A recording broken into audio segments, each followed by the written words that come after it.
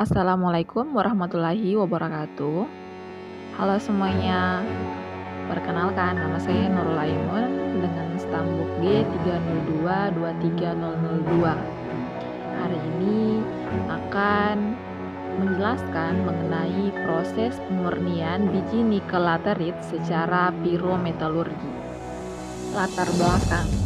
Cadangan biji nikel dunia sekitar 70% didominasi oleh cadangan biji nikel laterit. Namun, kadar nikelnya hanya sekitar 1-2,5%.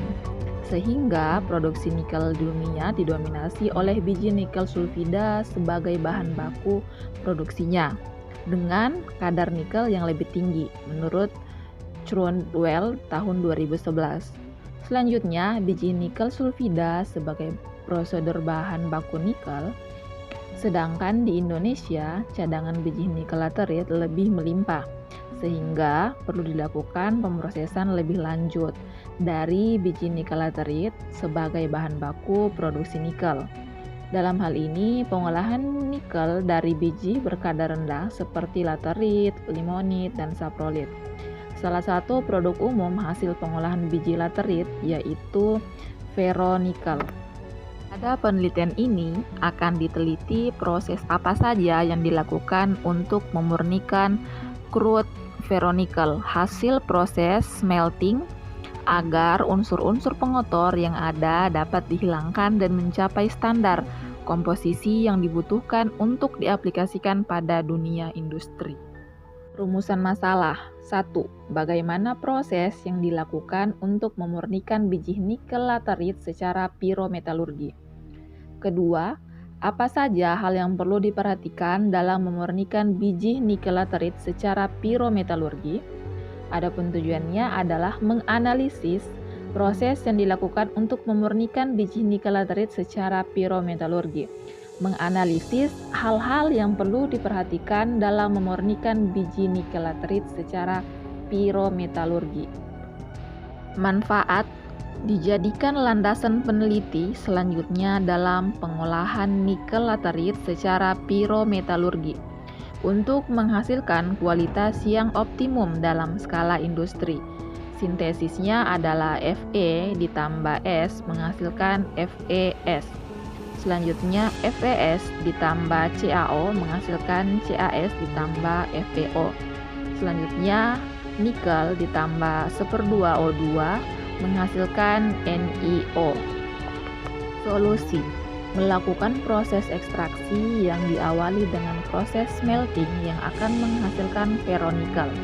Kemudian proses ekstraksi tersebut dilanjutkan dengan rangkaian proses pemurnian ferronikel yang diawali dengan tahap desulfurisasi, yaitu penghilangan unsur pengotor berupa sulfur, dan dilanjutkan dengan tahap oksidasi dengan memanfaatkan afinitas unsur impurities terhadap oksigen untuk mengoksidasi impurities yang ada. Proses ekstraksi biji nikel menurut Trundwell tahun 2011. Pada dasarnya, nikel yang ditambang terdiri atas dua jenis biji, yaitu biji nikel sulfida dan biji nikel laterit. Nikel sulfida merupakan biji nikel yang terbentuk atas pencampuran antara nikel dan sulfur. Hal ini terjadi dikarenakan proses tektonik yang mengakibatkan keluarnya magma cair dari mantel kekerak bumi, dan juga adanya pembentukan dari logam yang kaya akan biji sulfida secara hidrotermal. Sedangkan biji nikel laterit sendiri terbentuk di dekat permukaan tanah yang disebabkan oleh proses pelapukan yang terjadi di dasar samudra yang kemudian terdorong ke atas akibat adanya tekanan tektonik yang terjadi. Biji ini memiliki kandungan nikel yang lebih rendah dibandingkan biji nikel sulfida. Nikel diketahui didominasi oleh cadangan biji nikel laterit sebesar 70%. Namun berbanding terbalik untuk proses produksi nikel, di mana produksi lebih banyak menggunakan biji nikel sulfida. Alasannya adalah biji sulfida memiliki nilai kandungan nikel yang lebih tinggi dibandingkan biji nikel laterit. Selain itu, proses produksi nikel dari biji laterit membutuhkan perlakuan yang luas dan kompleks untuk mengekstraksi nikel. Perbedaan utama antara pemrosesan laterit dan sulfida adalah bahwa biji sulfida dapat dilakukan proses benefikasi yang bertujuan untuk menghasilkan kadar nikel tinggi, 10 hingga 26% nikel, sehingga dapat mengurangi penggunaan fasilitas pemrosesan, terutama fasilitas pemrosesan front end dan biaya pemrosesan keseluruhan untuk sulfida. Namun, berbeda dengan biji laterit yang hanya dapat dilakukan peningkatan secara terbatas dengan faktor kurang dari 3, tetapi sebagian besar kurang dari 2.